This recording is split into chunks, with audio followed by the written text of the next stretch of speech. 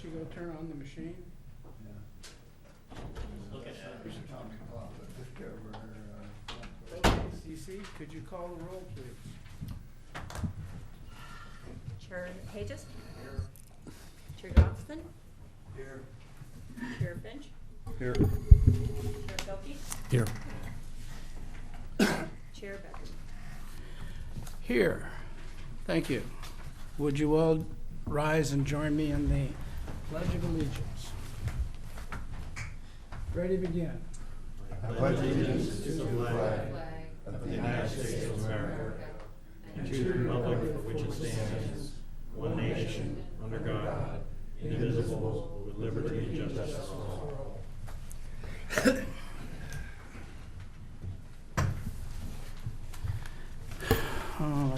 Okay. Director announcements and reports and comments.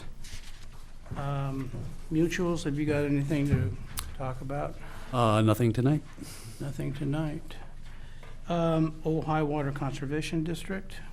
Nothing, we have not met. The only comment I will make is that I did send an email to the county to try and get discussion on the basin going. Oh, yeah, I read that. Thank So, you. Just not specific, just trying to get it going. On the basin. On the, excuse me, San Antonio. on the spreading grounds or recharge grounds. City of Ojai, anything? Nothing to report. Casitas Municipal Water District leg level. Ready? We're at 43.1%. The current volume is 102,650 acre feet. And it's doing really well. That's all I have. Richard, do you have anything for the CFD? No. That is our reports. Item 4 is the general manager comments. John, anything? Just a couple of things I'll mention. One of these, two of the items are in the agenda tonight. I was busy working and interacting with Director Hages on a financial controls policy, so we've got it just for discussion tonight. You guys have been working hard. Yeah, a budget, put together a budget. The budget committee met and we've drafted the budget. That's again for discussion only tonight, not approval. And I also have worked on it, Director Hages' request, an employment contract. We're going to work that out with CC, and it's more about memorializing what she does. So Great. that we have that in place. That's all I have. Okay. Item 5 is the basin status report. Yeah, this is Tim Becker, I'm a professional geologist on behalf of Jordan Keir with Keir Groundwater. In one of our key wells, the Elrod well, the August 25th, 2019 water level was 124.76 feet. This is down about 6.3 feet from the springtime high on June 28th, 2019 of about 118.45 feet. That number was up about 86.1 feet from the November 15th, 2018 level of 204.55 feet. Excuse me, Tim, would you say the first number? So the current August 25th, 2019, 124.76 feet. Thank So we're you. still about 75% full in terms of the storage. The inputs, obviously we haven't had the rain since the end of about March. Overall at the Ojai station, we had 25.97 inches of rain over the October 1, 2018 to now September 30th, 2019 water year. And the average is about 21.25, so we had about 20% increase over the average. That can't be our average. At the Ojai station, 21.25 inches is the number that was reported to me. The Ojai Valley floor. Hi, Tim. It's good to see you. Lewis. So yeah, this year was 25.97 in the water year.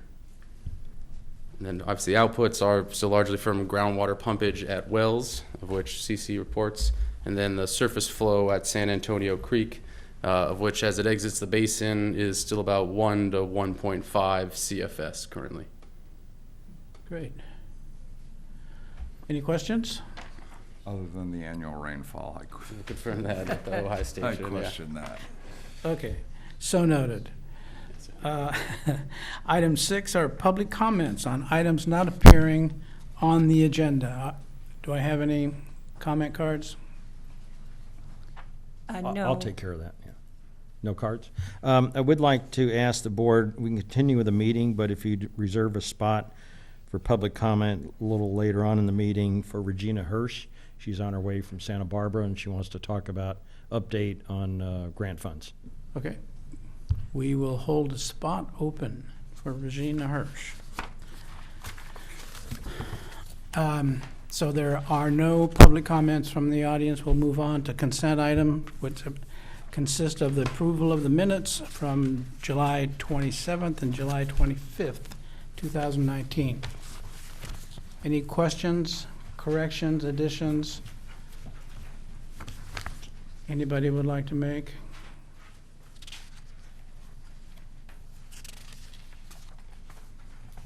If not, we need a motion and a second. Move. Second. We have a motion and a second. Can we call the roll, please? Director Hedges? Yeah. Yes. Director Johnston? Yes. Director Finch? Yes. Director Hilke? Yes. Chair Haggerly? Yes, thank you. Of course, yes. Action items. 8A is the Treasurer's Report for July 2019, a budget spreadsheet and extraction charges by the period. Cece, do you want to run us through this, or John, do you want to? I don't want to. Nobody wants to. Nobody wants to. I don't know if there's anything outstanding. I think, Cece, you looked at the numbers a little closer. We certainly be doing okay with budget. Of course, we haven't had any major expenditures yet, but depending on what happens over the next few months, of course, we'll be in another fiscal year at that point. We expect that we could see expenses continuing to increase over this next year. I have talked with Jordan and Peter Candy and talked about budget for the next year. Generally, it looks like they're in line with what they've been doing, but depends on how much effort we have to put into developing a groundwater sustainability plan. Will determine the ultimate cost. The whole trouble is that end of the table Yeah. on the budget. Troublemakers? Okay, that's decided. Thank you. Just want to let everybody know that San Antonio number 4 has gone down, and we're going to be replacing it with a new pump and motor. So that'll probably be back online as soon as possible. I just had one picky question. On the budget actuals, it Yes. shows 429, 425. The sheet before that shows 429, 217, 18. But the total paid for July matches what's on that line. Is that just? I'm sorry, you're talking about Not fine. the budget sheet? I'm looking at on the budget actual sheet, which I was trying to correlate with the two sheets preceding, and it seems like the number is a couple $100 off for some reason. Which number are you looking at? You're, Okay. you have a Okay. line You got a item? line number. Well, if you go to total expenses, and then it says 129,425 at the end, right? Budget, yeah. The page before that, is that just a coincidence that it's 129,217? Or is that, Yeah, that's a balance. right, so it's just a coincidence those two numbers are different? Yes, I'm because still not- one's Yeah. are total expenses and one's our balance. Yeah. Bank balance. So apparently we had $200 and some more in the balance before? No, Okay, like I said, it was a picky question, but I won't take up more time in the meeting, but Well, picky, I don't know. His expenses and the other's bank balance. Two different correct. numbers. Right, Well, actually, the 129 on the budget is actually the budget number. Yeah, Yeah. Right. but it's But expensive. it just happens to be, the numbers are very close at this point. okay. I Next guess that month, they'll probably be That, different. that is the 18-19 budget. You're looking at the 129, 425, Yeah, Yeah. and over here, 129, 217. Yes. Yeah, they're close. That's our balance, 129, 217. And the expense, those are the total expenses expected in the 18-19 budget, the 129, 425. So we have about a year's worth of money in the bank is one way to think of it. no, I was just trying to reconcile the two numbers. Both of them referred to them as ending balances. If you look under July and you look at line 38, you'll see the 129, 217, 18, line 38. And under July, Okay, it's ending bank balance. okay. That That's matches it. the previous page. Okay, thank you, John. That's exactly what I was looking for.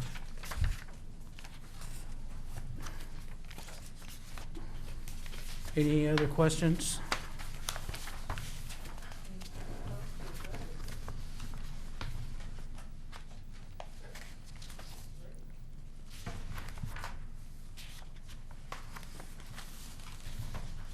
Picky. So, we need a motion and a second to receive the treasurer's report. So moved. I'll second. We have a motion and a second. Can we call the roll, please?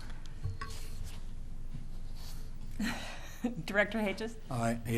Yes. Director Johnston? Yes. Could we do this without objection, so ordered? Actually, Or does that shorten the meetings? the Brown Act says we gotta do it, but if everybody wants to do it the other way, it's okay. Director Finch? Yes. Director Thoke? Yes. Chair Baggerly? Yes. Thank you.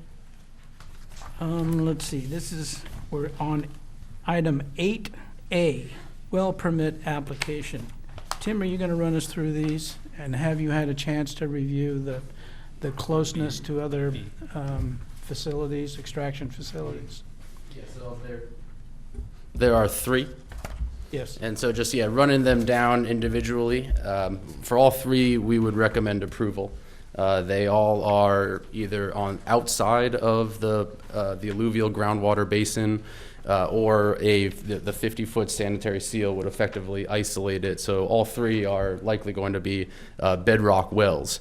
The conditions that we would want to put forth for the approval would be that the OBGMA does confirm the location to ensure that they are outside of the alluvial basin. So that is for the Greta Merritt's Trust. I haven't got the slightest idea where the well is going to be on that map. So I believe in the permit, they do locate it in the southwestern corner. So within the parcel of the Greta Merritt's Trust, the southwestern corner is outside of the groundwater basin, Yes. but while being still within OBGMA jurisdiction. And so because of that, you would be spudding and producing entirely from the bedrock. But again, we'd like to confirm that its location would be in that southwestern corner, so it would be outside of the groundwater basin boundaries, but also that we would confirm the bedrock cuttings, so we would be able to evaluate the cuttings during the drilling, and just also confirm the lack of alluvial cuttings, just to, again, confirming that they're only producing water from the bedrock outside of the Ojai Valley groundwater basin. A third condition would be the 50-foot minimum cement sanitary seal, again, just to be doubly confirmed. As is normal with OBGMA, include the totalizer on the completed well. What? A totalizer, the totalizing flow meter on the completed well, so that they're keeping track of their extractions, but put it in there for posterity. And then for the Greta Merritt's, they have put in there that they will not exceed the 1 acre-foot per year extraction on an annual basis. That's good. I'm just curious for my own knowledge. So just say they were drilling in alluvial material the whole way. You didn't hit bedrock. What do we, It's outside the, I mean, it would be a matter of depth, right? At some point, you are going to, due to where they are in very close proximity to the Arroyo Parida Fault, it would only be a matter of depth. So even if you do similar to, again, at the Brian Osborne, there is likely they could still spud in through a small, thin layer of this alluvium that could, in theory, be part of that traditional groundwater basin. But that will just be sealed with cement so that then the well is only producing below that and you are not in direct connection to any of the alluvium. If it was a matter of you still are seeing alluvial cuttings, well, where these are at the edge of the basin boundary, if within a reasonable, 50 to 100 feet, you will get out of that and then into the bedrock. And so either we're going to confirm that they are spudding entirely out of the alluvial basin, or for the Brian Osborne, where they might spud into the basin, they're still right on that edge. This now in the northern part, where that likely just the standard 50-foot sanitary cement seal will entirely isolate the alluvium, and so that in all these cases, these wells will be producing entirely from the fractured bedrock outside of the state delineated groundwater basin. And so for all three, we would recommend approval. okay. Are there other wells close to, established wells close to these proposed wells? That I can't speak to at the moment. We can confirm that when their locations, for all three, when we confirm their precise locations, but they will be, certainly the adequate setbacks. I think due to their locations on the edge of the basin, there might be a handful, but that I can't speak to right now. So you don't have a sense of what the depth is of anything that's close by, any well that's close by? I think in short order, we could. I have not personally reviewed that, so I think it would be inappropriate for me to try to answer. But again, we can review. There is the publicly available, all this data. Well, let's make it completion clear. reports. Are all three bedrock wells then? All three are bedrock wells. The only one with the extra stipulation especially is that Brian Osborne, that it might spud into a thin layer of the alluvium. The other two, the Greta Merritts and then the 1563 Homeacres, are likely spudding directly into bedrock. We would confirm their location before that, confirm that they're directly into bedrock, the cuttings prove that, and that they are outside of the state delineated groundwater basin. For Brian Osborne, where they likely might be spudding into the alluvial groundwater basin, there we would also want to evaluate the cuttings to make sure that any cement sanitary seal extends beyond that. Right. Likely the 50-foot standard will be sufficient due to, again, its location towards the edge of the boundary. Okay. Just to sort of answer our comment over here, since they are all three into bedrock, Kona depression's not going to bother any other well, correct? If there could be another bedrock well close by, but generally you will be sealing out the alluvial basin, so any of your traditional valley groundwater producing wells would not be impacted now. There's no direct, alluvial connection. On a broader sense, you do have some surface, some water that does percolate down and recharge these fractured bedrock aquifers, but we would be sealing out any direct connection.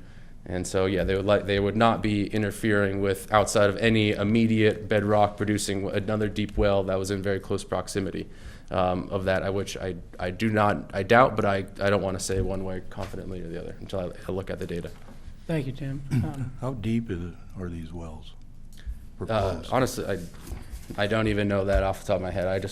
All I was told in terms of was their location, and so their depth would be, again, in terms of whether they're connected to the alluvium, it's really just making sure anything near the surface would be isolated, and then beyond that, I would expect these will not extend beyond the 600 to 1,000 foot depth. But I have not actually seen the permit applications. I have a question. Yeah. So do they drill the well and then you look at the cuttings? You would be evaluating the cuttings while you're drilling the pilot borehole.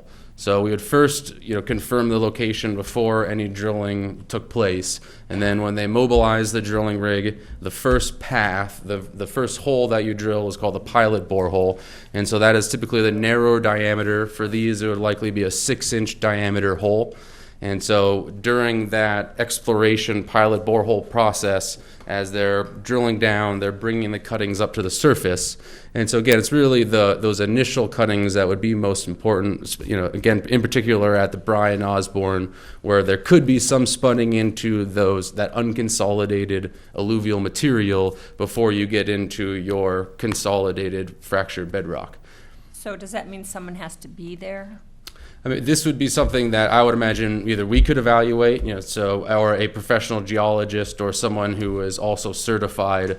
Again, a driller generally would be able to speak to that, but, this would be something that I think a geologist or, again, an engineer we'd rather confirm. So this would be, I don't know, I don't feel comfortable necessarily speaking directly for Jordan here. I would imagine this is something that we would handle where needed. Okay, I have another question. go ahead. Forgive me, I don't want to, pursue this too long, but the sanitary seal goes down 50 feet. Okay, so what if the alluvial plain extends beyond that, say down to 75, 100 feet? Then we would recommend a deeper seal. A deeper seal? Right. Okay. Yeah, so if, again, I would anticipate, based off of their locations, that if any alluvium that we might see is likely going to be covered by the 50-foot seal. But why we would want to review the cutting is that if it does go to 65, then we would recommend that the cement seal from the surface would go 5-10 feet beyond that. And would the casings be perforated above the? No, the above casings bedrock? would not be. Yes, the top of perforations would be some point below that. I Yeah, see. so you do not perforate casing within the cement sanitary seal. So below that will be your gravel pack, of which you might either have, sometimes selective perforation zones, sometimes an entire length of perforation zones to the bottom of the well. And that's where you're actually directly producing your water from. Right, thank you. Doesn't, if this fractured bedrock is adjacent to the alluvium in the basin, couldn't it possibly contribute to recharge?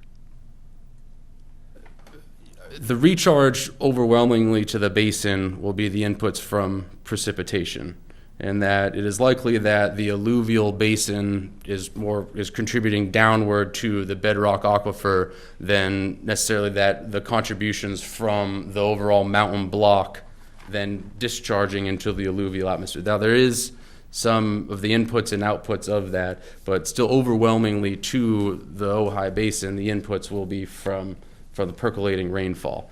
And so I think the amount from especially these wells of which you are not producing more than 1 acre-foot in a year, the actual impact to the alluvial basin would not be measurable.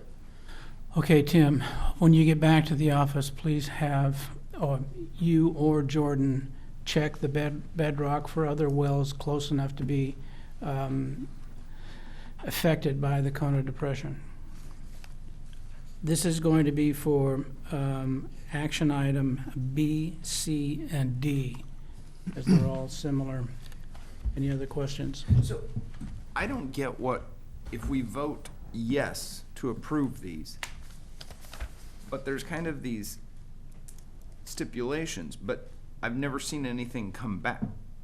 I don't get the check mechanism. And I also wouldn't want to drill with kind of a question mark on my permit out there. I'm just a little... Can we make it a condition of approval? That's what it says here, there's conditions.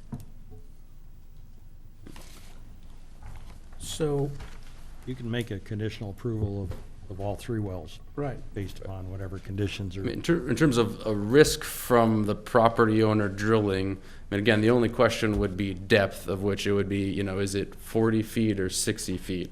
This isn't a matter of is it 10 feet or 1,000. This would not be something that would substantially impact. You're still going to be producing water from, again, we have depths of water that are 120 feet below ground surface, in the basin. But you're still going to be producing water at depth, well below any of these superficial seals. And so any cement seal that, even if it has to extend below the 50-foot standard, would still likely be a similar order of magnitude, that it wouldn't change, the bottom line from a property owner's perspective. But normally you drill your large cement seal first, and then you drill through that You, on your you drill pilot. a conductor casing first, which can extend to 50 foot, but that is not the sanitary seal because you'll still have a annular space between the conductor casing and the actual well casing, and that is what is the actual sanitary seal. You do have a secondary conductor cement seal, but that is just stability for the drilling rig. So that is just truly for the drillers, and they put that expense in their mobilization and other, but their drilling fee of the pilot borehole is really going to be what happens inside of that, and the cement sanitary seal is what is in between the conductor casing and the well casing. That is the well annular space. Okay, thank you. But are the conditions we've talked about, are they in the actual permit we issue, like metering and? The meter is, I believe, part of the standard OBGMA, because these are still within the OBGMA, yeah. So just confirming that that they report that, and that, where they put the stipulation, so at, Greta Merritt's as well as Brian Osborne, that they do not exceed the 1 acre foot per year, as part of, what they put on as their permit application. So that would be what the totalizer then would be used to confirm, that their extractions would not exceed the 1 acre foot per year that they're requesting. Well, How about the condition that they can't pump out of the alluvium? that's right.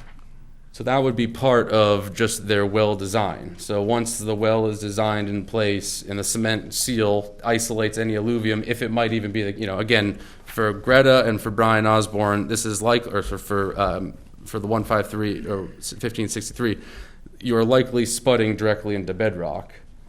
Where you do have the alluvium, you'll just have that small seal.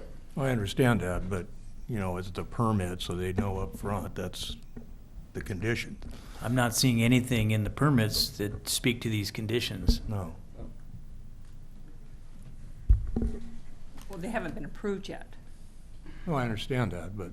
You can approve it with conditions. Yeah. So you can put a condition on it if you want to, that the Alluvium is sealed out. yes, Yeah. no matter what the depth. Everybody want that? What would the technical wording be for that? Yeah. Yeah, we would be isolating the alluvium.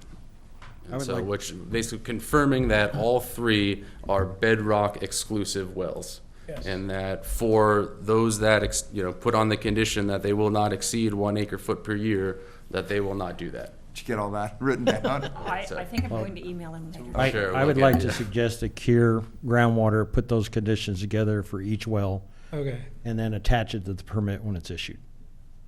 And then they be that's- written, they be in writing. That those conditions should be then verified by a licensed geologist. Correct. Whether it's Kerr or somebody else.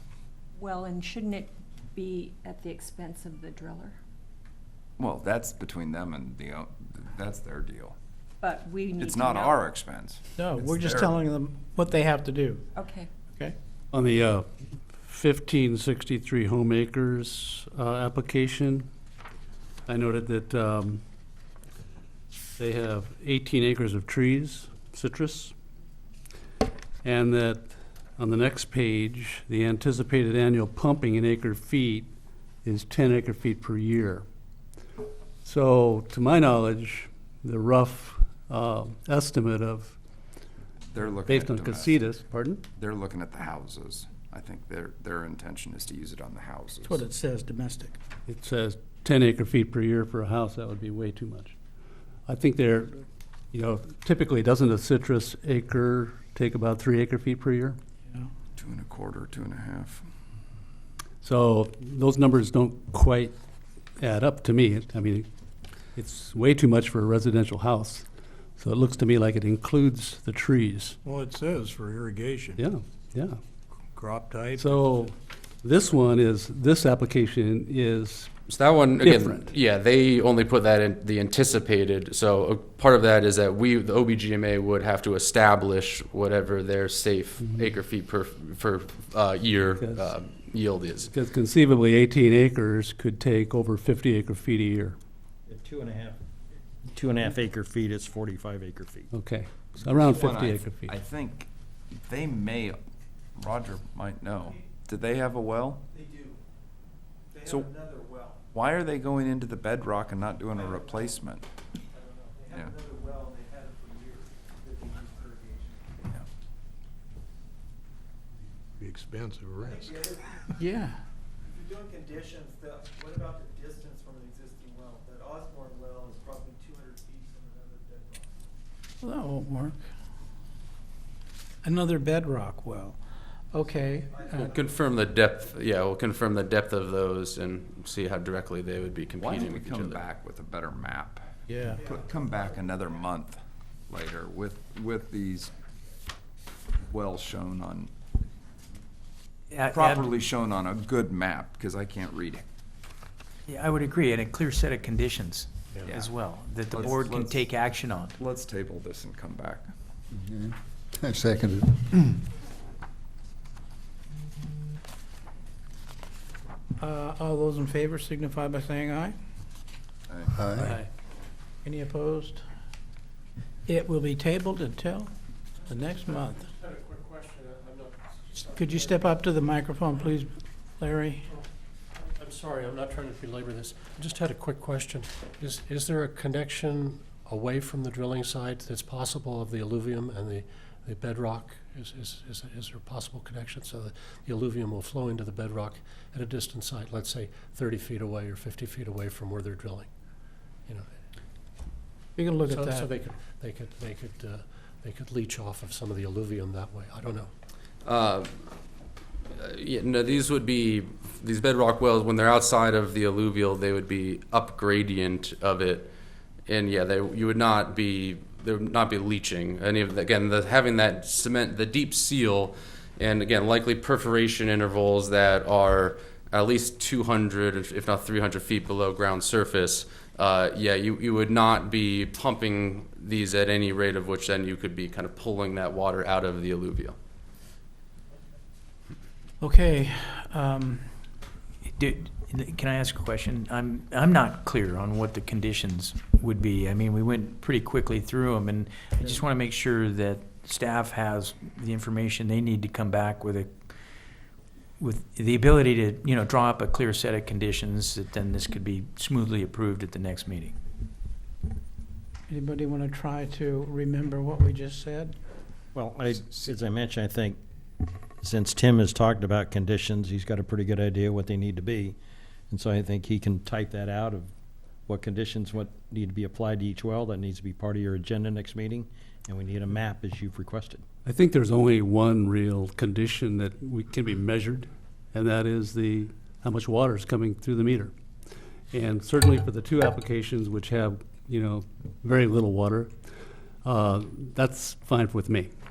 The other one I think needs a little bit of work is the one that proposes more water being taken out of there. The homemakers, yeah. And if that condition, if the volume of water extracted is set, I don't think we need anything other than that as a condition. Well, one of our responsibilities is to make sure that it doesn't impinge upon another well. Oh, yeah. That's statutory, so we ought to do it. Okay. So it's the seal, it's the distance to another well, Yeah. verification by a professional geologist. Bedrock, alluvium, Right, separation. That's the professional, yeah. Three, and there might have been a fourth one, but I can't remember what it was. I can't either. I mean, again, just confirming that they'll all have the 50-foot minimum cement sanitary seal. They'll all have the totalizer that will keep track of their volume. And then for the two that included the stipulation that they will not exceed the 1 acre foot per year, that they will not so do so. For the homemakers, yeah, They all also need to be a set. We ought to look at what the distance is to Another well. another well. Yeah, we'll put together, I think, in terms of, these were just their quick permit application maps. So we can put the full basin map just to get a more comprehensive within this, 200-foot radius. Here are the wells, here are the depths of those wells. Is there any concern? Again, for two of these three, you're talking about very, very little water cumulatively they will not exceed the 1 acre foot per year. And then in terms of the homemakers, yeah, that extraction should be established, I think, by this board. Okay, thank you.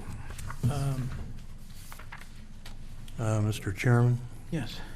would it be okay if we go forward to the discussion items A and D, which might help us in our discussion of item E. E. Yeah, and I was going to recommend not approving 8E tonight, because we need to look at the numbers, but I've totaled up what it looks like the work's going to be, not counting sustainability plan. Okay. And I'd like to show how that's compared to the budget. Shall we table 8E until next month then? I'd like to suggest we'll table it to next month. We'll bring it back as part of the budget approval Okay. next meeting. Well, I think it might be worth discussing because, you know, some of the discussions we've had in the budget committee on how to try to define our base costs would be helpful for Jordan to hear, so we could craft this agreement to match that. Good idea. Okay, then we'll move on to discussion item 9. Want to do B and C? Is that what you want? Or A. A, okay, A and B. Is that it? A and then D, and then And we D. can go back to D, okay. 8E. We'll start off with the draft budget, 2019-2020.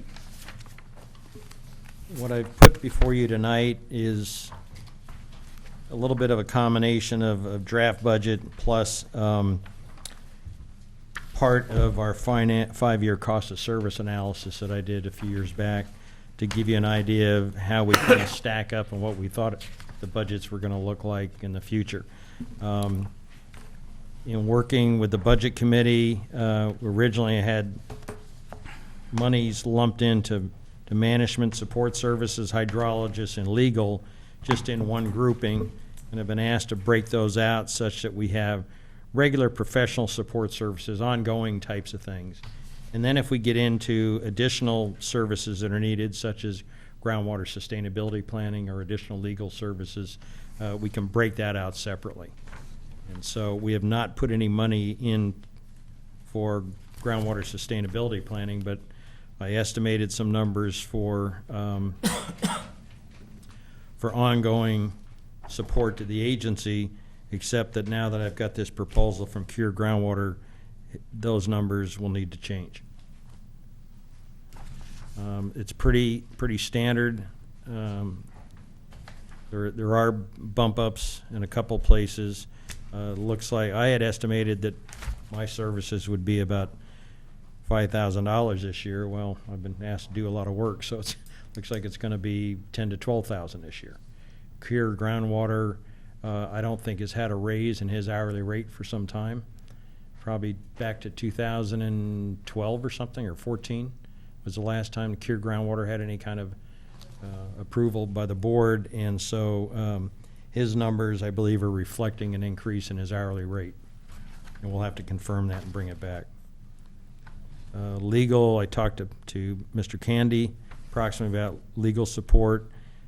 We think the number's okay as long as he's not spending an awful lot of money on litigation activities and things of that nature.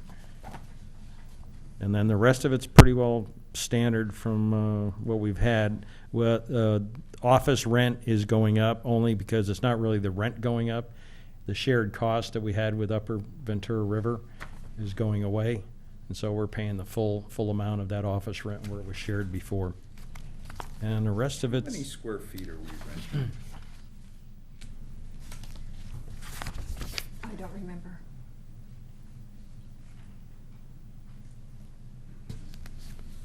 I know we have the office, but I don't know how much of the common space that we pay for, The common space? which is there's a lot of common space. So what could be the, Well, yes, and we're allowed to use that for no extra cost when we have our ad hoc meetings. Yeah, my guess is the office is probably a couple hundred square feet, maybe a little more. But I don't know, the common area is what we have to pay for. Kitchen, restrooms. Well, normally there's a add-on for that kind of thing, which is included in the rent. Okay, well, I can bring the, I'd like to see the Yeah. lease, yeah. I won't. well, and it's not a lease because they want that big, to rent out that big area. Also, So it's month to month. it's month to month with a 90-day notice. Okay. But I can bring that to the next meeting. That'd be helpful. Yeah. Let's look at that. Well, one of the things in the budget committee meeting that Johnny and I spent a lot of time in, one of the things we're trying to accomplish is as John said, is establish what our base annual costs are to provide various services.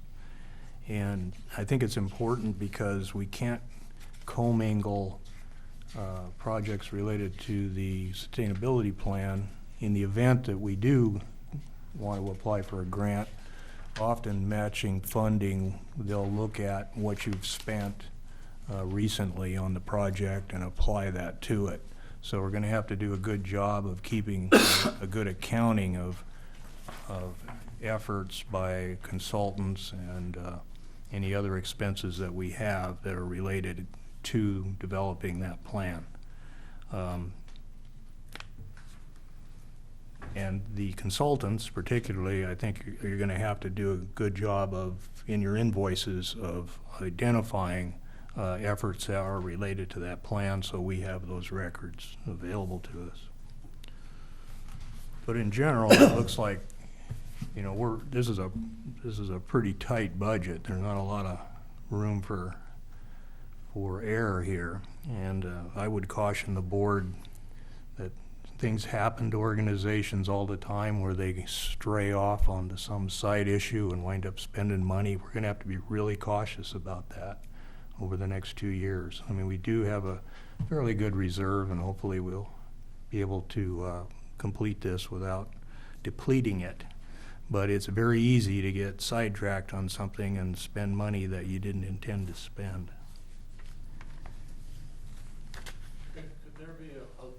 Could there be a line item for unexpected expenditures and figure out a percentage of what we Contingency. have as a baseline here for expenditures, so to put unexpected as a line item, unexpected expenditures, put that as a line item.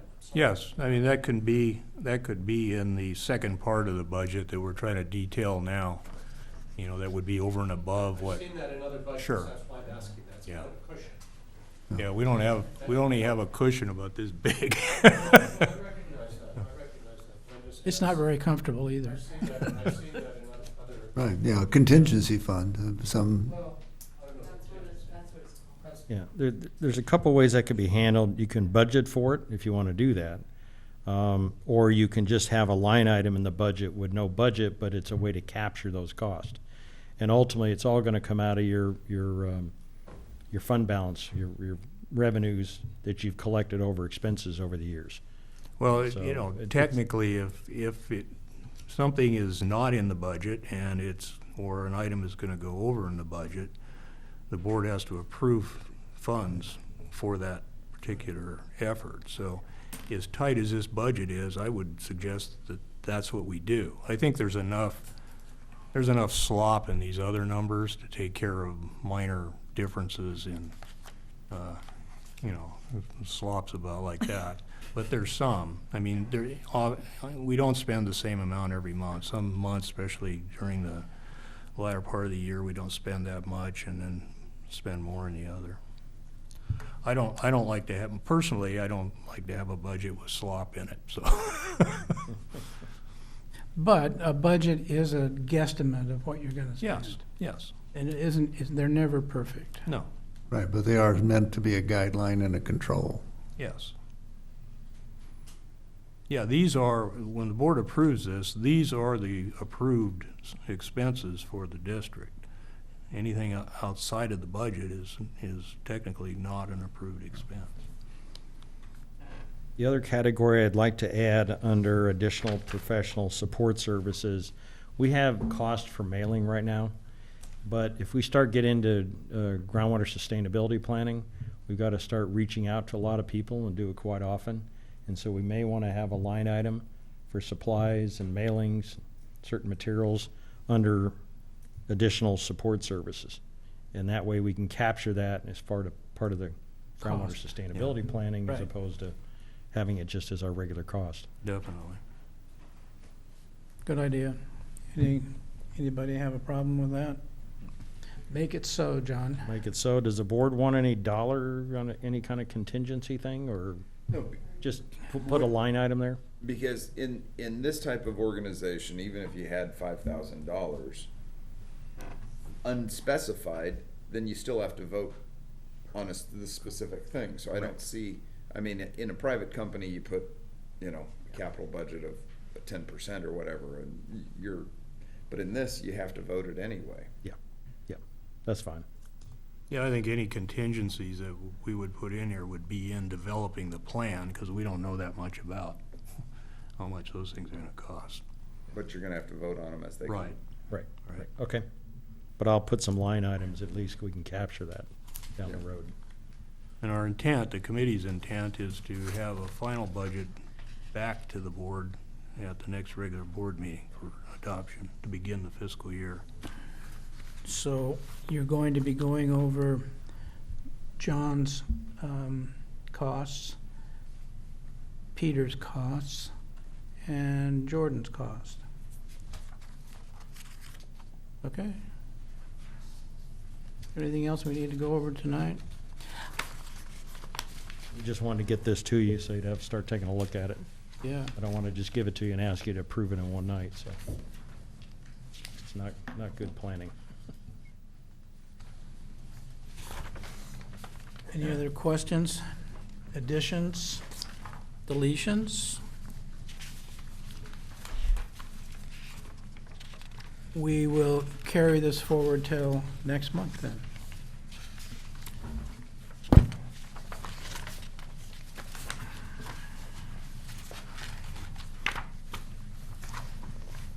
Okay, Richard, you wanted to go to 9D, is that it? Yes. Okay.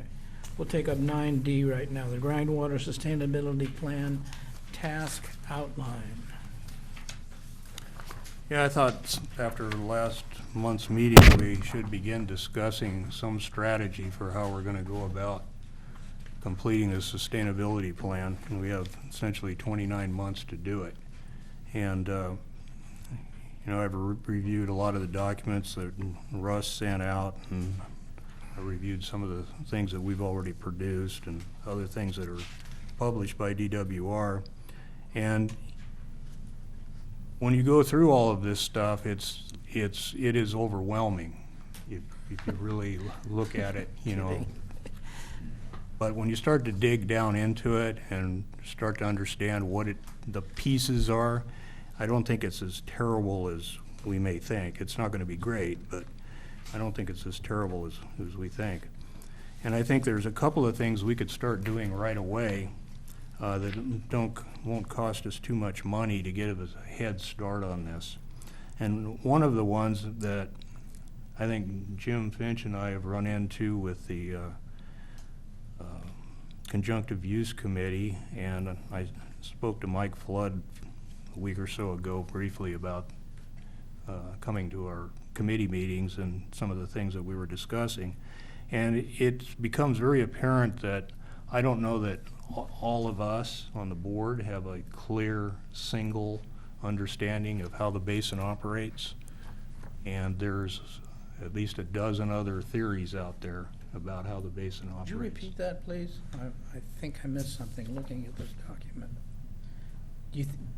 Did you say that there are a lot of places that we do not understand how the basin works? No, I think there's a lot of people that Oh. don't understand. Thank you. Got it. And this is going to be a problem for us when we start having to make decisions on some very expensive and possibly very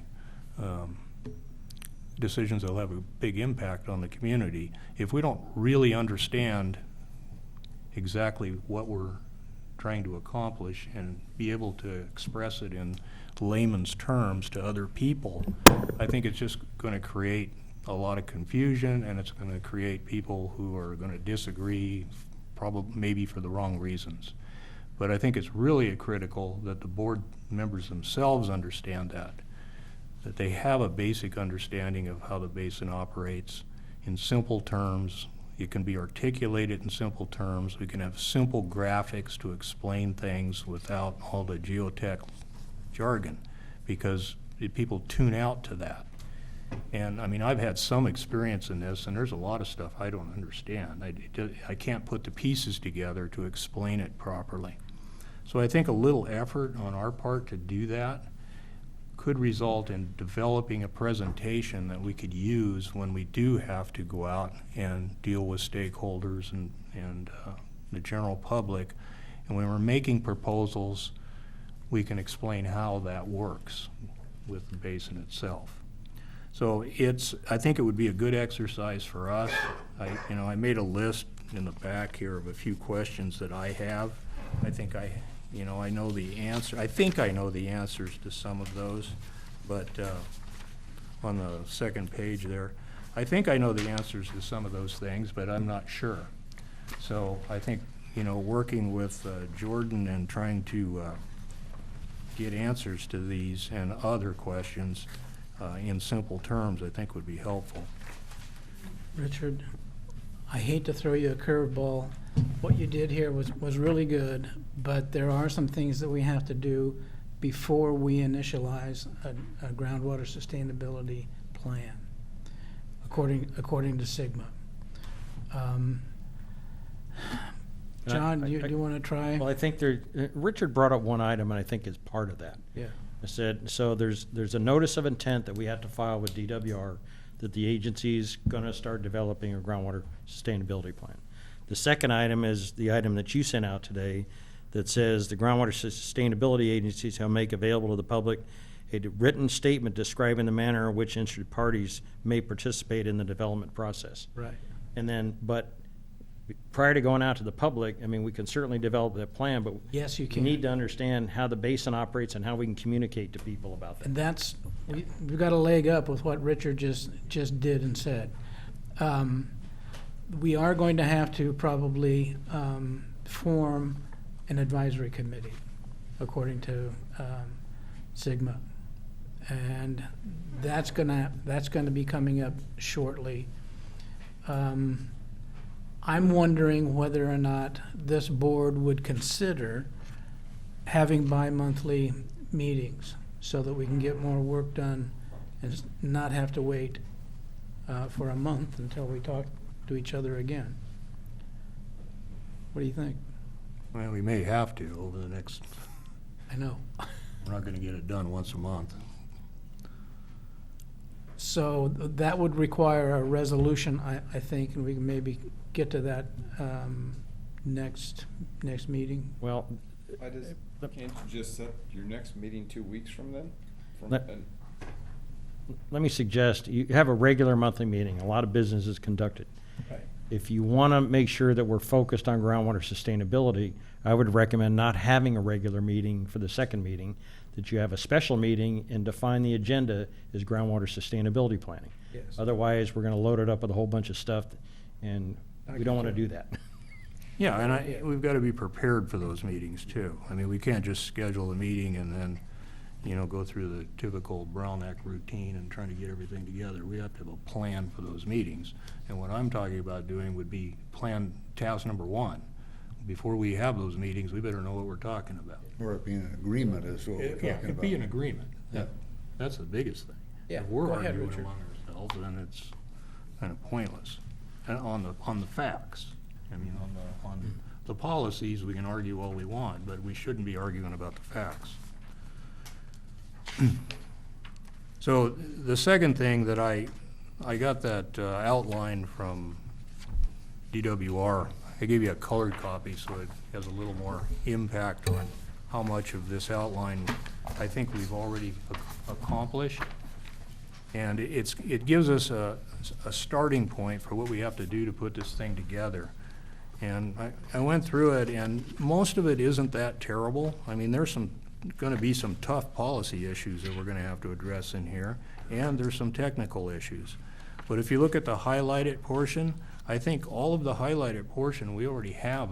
We've already completed that. We have it in different reports and different studies and different documents that we've done over the years.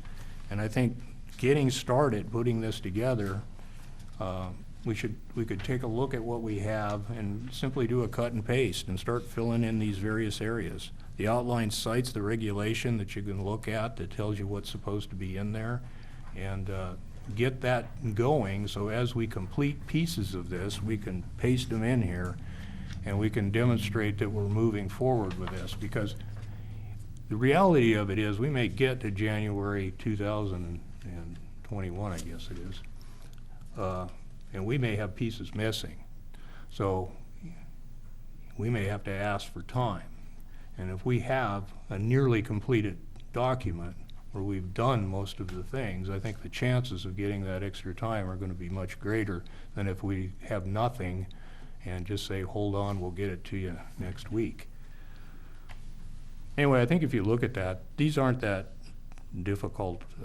I mean, some of them are technical, but it's not that terrible. Some of the things Jordan outlined in his proposal cover a lot of these. So I think it's doable as long as we get started right away. Agreed. In fact, I see at least 6 new chapters to the groundwater management plan that we have to turn it into a groundwater sustainability plan, and that's to develop the objectives and the how we're going to deal with the undesirable results if they should appear. And that's the kind of policy that we need to put into the plan. Yeah, That's and all of pretty those much it. elements are in here. The elements are in here, and the reference to the regulation that defines what we're supposed to do. So it's a good worksheet for future reference. And I would recommend that what we do now is compile all of the work that we've done so that we know we have it. It's in a place where it can be accessed. And we're going to have to start looking at having what we don't have on our website digitized and put on the website, so when we start publishing documents that reference these things, they can be found. And that's going to take a little time to go through all of that. But in order to fill this out, we're going to have all those documents. Who's going to do that? For example, the cutting and pasting. Well, I think Jordan can certainly do some of it. I mean, the stuff that's difficult to understand for us, he can do. I think John could help us with that, and Cece can help us with that. I mean, they can do what they can do, and then if we run into a position where we need some more help, then we can take a look at that. When Jordan did most of the alternative, but there was, I reviewed, CC reviewed, and we helped out with editing and recommendations, and the board saw the draft alternative as well and made some recommendations. And ultimately, when all that technical work was done, I have filed it with DWR on their website portal. So it's, and this is the same process. Now, I'd like to suggest for the next meeting, though, we do need to, if we're going to start working on this, we do need to file with DWR an application or on their web portal that we're going to start the process. And Upper Ventura River has already done that. I have copies of that. So it's the same portal we use for the alternative, so it's not a big deal Sure. to add it. We've already got the maps. We've already got the basin boundaries. And so I just want to bring some information to the board, have you approve it next meeting, and then we'll get it posted. Well, they were disagreeing with the basin boundaries. What are we going to do about that? The basin boundary's been approved. And I have a feeling that they were looking at the jurisdictional boundary that's Yeah. in the general plan, and there's some little projectiles that go outside of that. We decided not to pursue a change in that jurisdictional boundary because it has to go through LAFCO and through the planning division of the county of Ventura, and it's going to cost a few $1,000s. Well, I just think we note that, we can.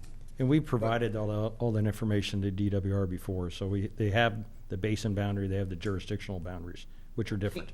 Can't we operate as OBGMA in our rectangle that's got a couple of quirks? Yeah. And operate as the Sigma group with their boundary, which Yeah. is 90 7% the same. And that's, we had And that just discussion so noted. some years ago. Yeah. So the board realized at that time that they operate under their act for the OBGMA, under their basin, not the basin boundary, but their political boundary. And so that's under the act, and then the Sigma boundaries are under the basin boundaries. But you Under have, the Sigma map. you have authority under both Because of those. That one doesn't have, I mean, nobody else, other counties aren't LAFCO, it's that boundary. And that's our authority. You change one line on the general plan, and you've got to pay for it. You know what? You have to pay for it. If you're going to draw a new jurisdictional boundary. We're not, but we're just operating as the Sigma thing. There's a Sigma boundary and there's an Yeah. OBGMA Act boundary. And I remember the discussion where the board said, and I think Peter was involved at the time, the agency will operate in both those boundaries. So we shouldn't have to worry about it. We don't have to redraw anything. Hope not. Okay, Well, the other thing I would like to suggest, if it's all right with Jim, is we continue with this conjunctive use subcommittee and try to define this layman's description of the operation. okay, good. It's in good hands. That was 9B. Are we going back to Jordan's proposal and putting it off till next month? Yeah, I've got a couple of questions to pose to him, and I've got to update the draft budget spreadsheet, so Okay. I would suggest when we bring the budget back for approval, we'll have those numbers refined, and then we'll refine, if Jordan's agreement needs refined, we'll have that done by the next meeting. Okay, sounds good. Russ, I just had another question here. Go ahead, Larry. In line with what Director Hages was proposing about extra time to put this together, do you need to address that in the budget in some way with an additional line item? Because it's gonna be extra cost for Jordan and for John and for CC.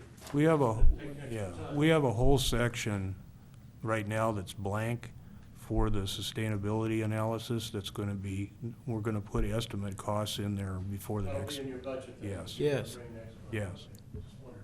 There are line items for 3 things, and we just put in a 4th for contingency, didn't we? Actually, we'll put in probably 5 or 6. Okay, so we got 5 or 6 working there, Larry. Richard, your comments about the conjunctive use planning, was that all you wanted to say about what's going on? with conjunctive use, Yeah, unless Yeah. Jim has anything. I've been gone. I've been absent, so I have Yeah. nothing. We haven't Okay. met We since haven't we- met. well, you just decided to, hang on, Tony, I'll get right to you. I did meet with Mike Flood briefly, and, you know, you contacted him, but he had eye surgery, and he's very willing to meet with us, so Yeah, I think it'd be helpful if we all go down the same road, or at least find out if we can't. right. All right, then we're gonna move on to item 9C. Before you do that, Regina Hurst is here. We'd like to ask her to come up under extended public comment. Well, wait a second, Regina, hang on just a second. Tony had his hand up. Do you want to address the board, Tony? Just a quick couple of comments. As you're embarking on the GSP adventure, and that's the best way to describe it, as an adventure, pay serious attention would be my recommendation to the stakeholder outreach and engagement elements of it. Yes. DWR repeats in every single meeting we are at, do not shortcut that process. There's a lot of reasons and ways you can get your plan rejected by DWR, but not talking to your stakeholders frequently and in considering their comments and everything is really a dumb way to get your plan rejected. And we're seeing people who are doing plans that are less than rigorous in their stakeholder outreach and engagement. And so this effort is not CEQA, it's 2 orders of magnitude above CEQA of what they're expecting you to do. So don't shortchange that effort and the time that requires. Major decisions you're going to make will need a stakeholder outreach and engagement element associated with that. as you're working your way through some of the bigger policy things for the definitions of what undesirable results are, DWR has given you the baton and said, it's local control. You decide what's undesirable. You decide significant plus unreasonable equals undesirable. And you get to define what's significant, what's unreasonable, and undesirable, and then how are you going to deal with that? And so those are the things that are falling out of the early reviews of the plans that are being submitted now for the critically overdrafted basins. Those kinds of things are being asterisked by DWR as being they really didn't spend enough time documenting why that's undesirable. What are the undesirable things that happen if water levels, for example, drop below this level? They want technical discussions on all those elements. There's a major policy element, that's you, but there's also technical stuff that has to be wrestled with as well. So don't shortcut that. You have the advantage, you have a groundwater model already. You can begin to run scenarios. What ifs? What if we did this? What does it do? Does that solve that undesirable result that we're envisioning might happen? That's so a good idea, thank you. that gives you a lot of leg up over many basins who don't have a model, or they're just in the process of developing and trying to develop a model at the same time they're doing a GSP. That's a hurdle, not insurmountable, but it's a hurdle. So just a few words from experience of having been a part of this in other basins is that there are some speed bumps along the path. None of them are insurmountable. But if you're not looking in the right direction when you hit the speed bump, then it can knock you off course a bit. Thanks. Tony, thanks. Okay, we're going to go back to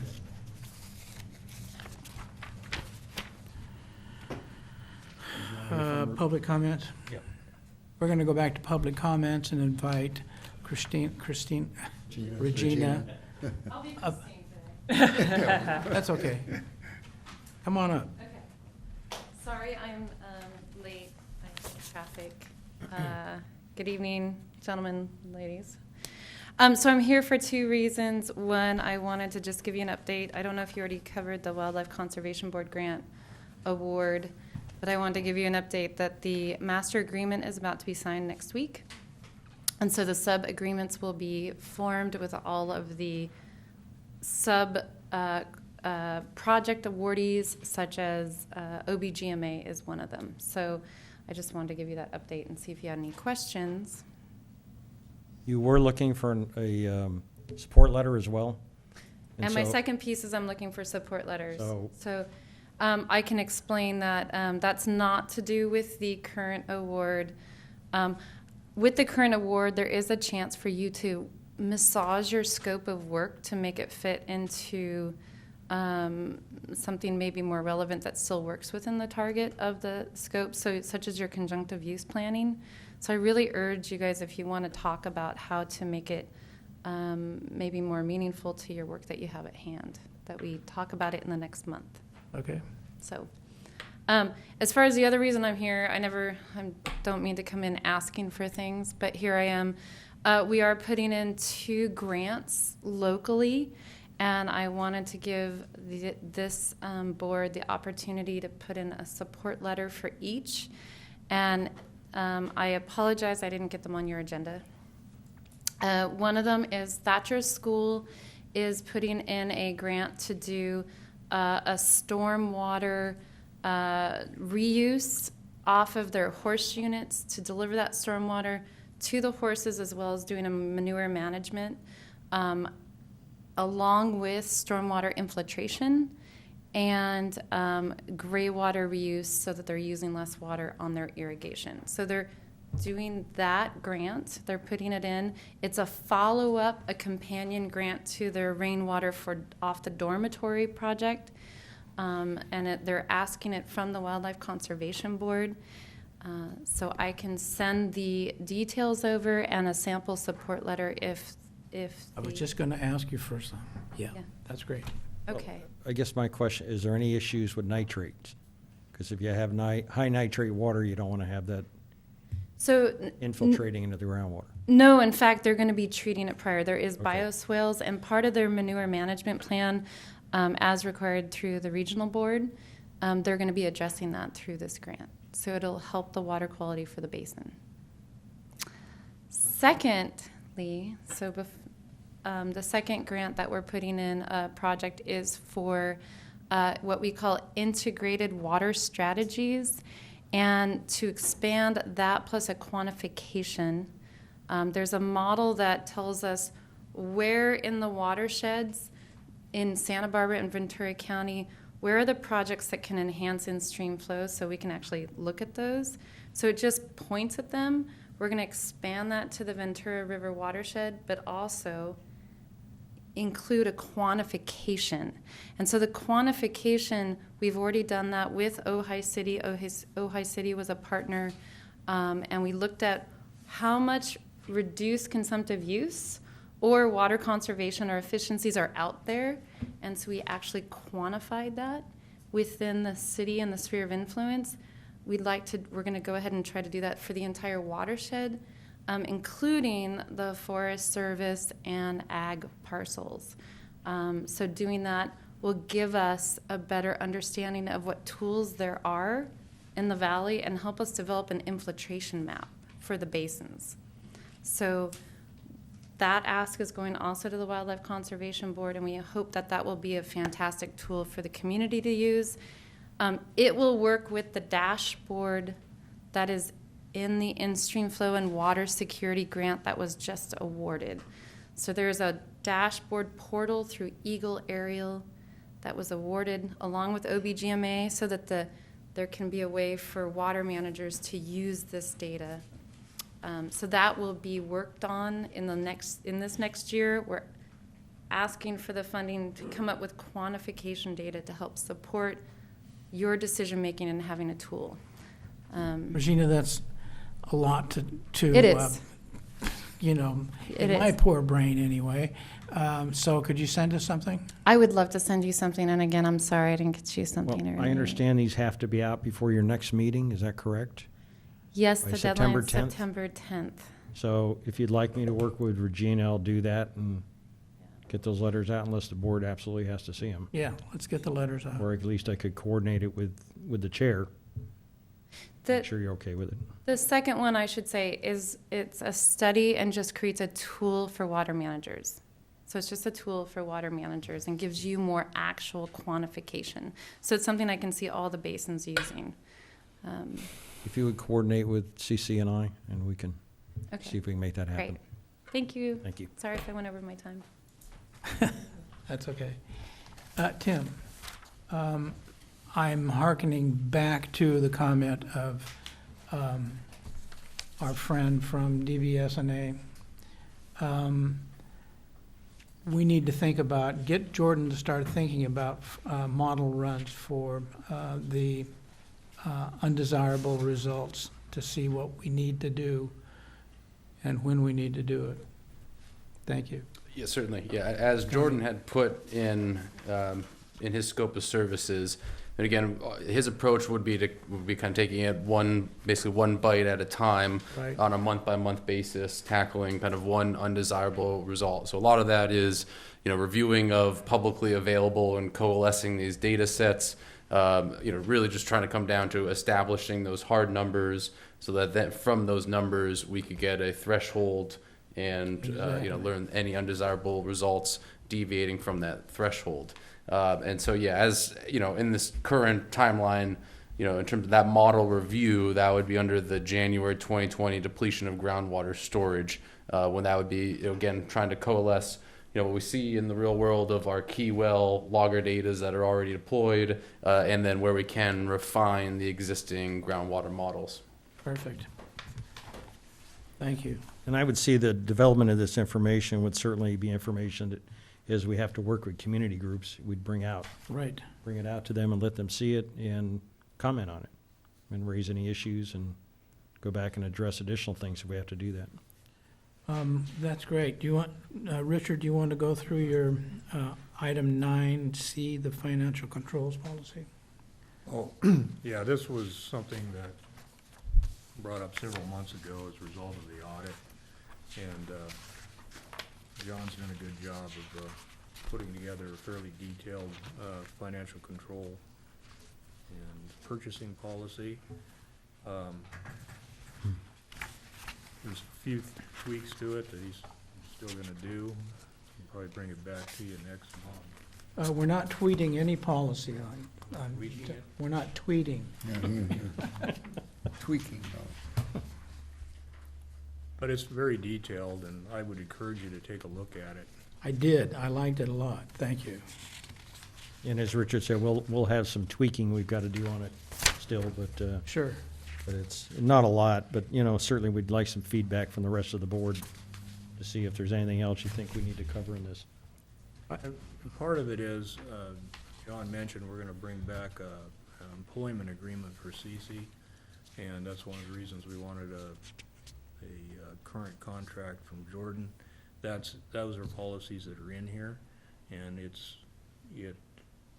is for the district's protection, and it's for the employees' protection as well. I mean, there's defined precisely what compensation is, and if there's any other benefits and that sort of thing. So as we've experienced, the board changes completely and the staff's still here, and What do we do now? yeah. So this memorializes it, and Okay, no, this is great, can we bring it, is it gonna be ready for next month? should be. Okay, Our plan is to bring it back next month and have you approve it. that along sounds with great. a number of other items. Okay. We've already gone over D, so, letter E, I can report to that. There's ongoing, negotiations, and that's about all I can tell you. I'm sorry. Could I ask, who is negotiating? I mean, is this a group of attorneys representing all of the parties? Yes. Or are the political representatives and technical staff for these agencies involved in this? Because from what I don't know that much about it, but I know a lot about the water, but not about the litigation. But it seems to me that the only solution is going to be a physical solution, and the attorneys aren't qualified to come up with a physical solution. The technical people are gonna have to start talking about that. That's both happening. Can't talk Yeah, about well, it. I know Closed that, session. and I have a problem with this, because this affects all of us. Yes, it does. And as you know, it's gonna affect us quite a bit soon, so I think people should. Don't make me No. talk about it, Richard, okay? Don't send me to jail, okay? No, I doubt that. I doubt that. You're free to talk about anything you like. Okay, that is our agenda for this evening, and we will adjourn this agenda at 18 minutes after 6. Thank you. Stick around. Hmm? Stick around. I'll tell you. It looks like I'm gonna be gone probably 3 weeks in October. And doing a road trip. 2,000 miles. I did that once, about 5 years ago.